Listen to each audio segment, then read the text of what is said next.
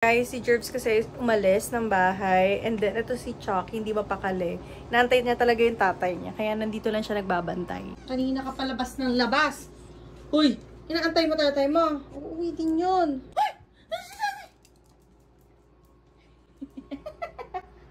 Ay, love na love ang tatay. Joke lang, mamaya pa yun. Halika dito. Mamaya pa uwi doon. Halika na. Mamaya pa uwi yun. Halika na. Chuck! Chucky! Later pa yan si daddy mo. Halika na. Halika na. Later na lang. Later na. Ano, nandyan ka hanggang mamaya. Chuck. Uy, nandito ako. Nandito nanay mo. Uy, nandito ako. Guys, nandito ako. Pero si Chuck, tingnan nyo. Nandyan lang siya. Ano? Nandyan ka pa rin hanggang ngayon. Uy, isang direction lang tinitignan. Bumalik siya ng kwarto. Pero nandun pa rin yung tingin niya.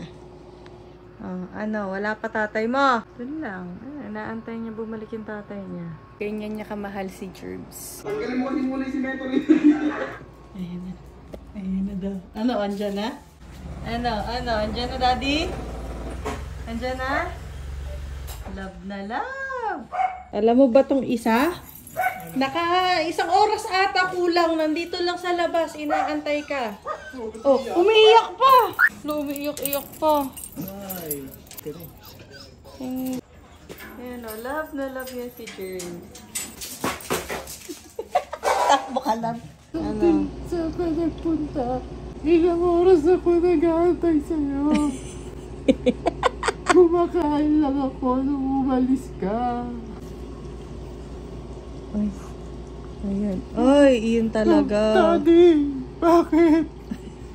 Sabihin mo yun totoo, Daddy.